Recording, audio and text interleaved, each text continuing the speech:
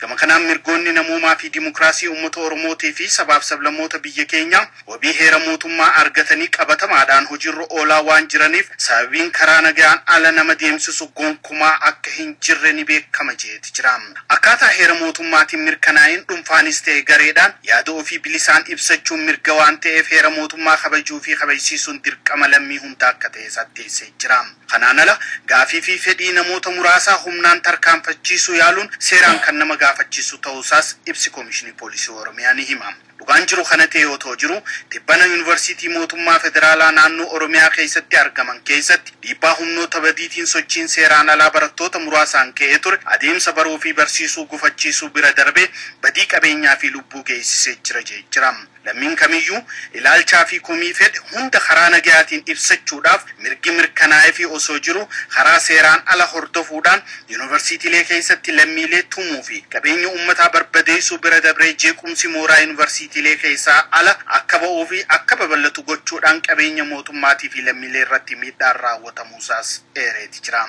Jeequmsi kun balaa hamaa osoo hin geessisin tumsa poolisii fi uummataatiin to'annaa jala oolaa kan jiru ta'us lubbuu hirmaattota jeequmsichaatii fi poolisoota irratti miidhaan ga'uu danda'uusaa ibsi Poolisii Koomishinii Oromiyaa ni hima. Adeemsa kana keessattis odeeffannoo hanga ammaa argameen naannoo Amboo fi Tokkeetti lubbuun namoota 7, Madda Walaabuutti lubbuun namoota 3, Haramayaatti namoonni eenyummaan isaanii yeroodhaaf hin beekamin barattoota nagaa televezyiina ilaalaa turan irratti boombii darbataniin barattoota 70 irratti balaan madaa'uu ga'eeti jira. Isaan keessaas tokko du'eeti jira. Walumaa galatti jeequmsa uumameen namoonni 11 du'anii jiru jira. Akkasumas baankii biizinasii fi konistirakshinii damee Amboo irratti yakki saamichaa fi ibiddaan gubuu gahuu kan eere ibsi Koomishinii Poolisii Oromiyaa suuqii raabsaa boba'aa irratti saamichi waajjiroota abbaa alangaa mana murtii dhimmoota koominikeeshinii mootummaa fi dargaggoo fi ispoortii irratti miidhaan kan ga'e yoo ta'u gamoo namoota dhuunfaa fi konkolaataawwan mootummaa fi dhuunfaa irratti balaa ibiddaan gubuu fi barbadeessuu ga'ee jira.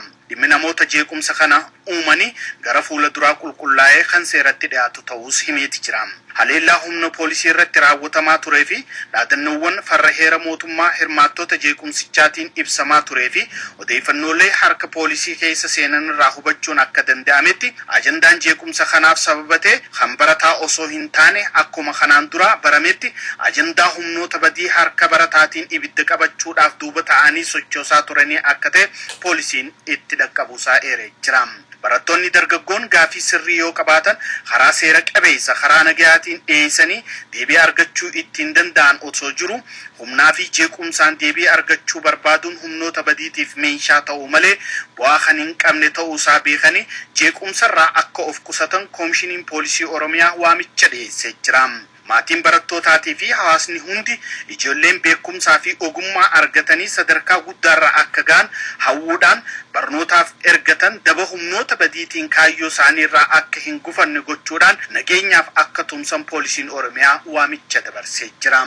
Karoora guddinaa fi tiraansfoormeeshinii waggaa 5 milkeessuudhaaf ajandaa biyyaalessaa guddaa qabannee yeroo tumsaa jirru kana keessatti tokkoon daqiiqaa fi sekondii nageenyaa fi misooma keenyaaf gatii guddaa qaba jira. Koomishiniin Poolisii Oromiyaa humnoonni badii kun balaa lubbuu fi qabeenya irratti ga'e kanaaf gaafatama seeraa jalaa miliquu akka hin dandeenye hubachiisa. Ammas jeequmsa kana babal'isuudhaaf gocha badii raawwachuurraa akka of qusatan cimsee akeekkachiisee jira. Koomishiniin Poolisii Oromiyaa balaa lubbuu sababa jeequmsa kanaatiin lammiilee irra ga'eef gadda cimaatti dhaga'amee ibsa. Dirqama heera mootummaa eeguudhaaf qabu baachuudhaaf ciminaan hojjechuu akka itti fufuu fi uummanni keenyaas akkuma kanaan dura deeggarsa cimaa gochuu cimsee akka itti fufu waamicha dhiyeesseeti jira.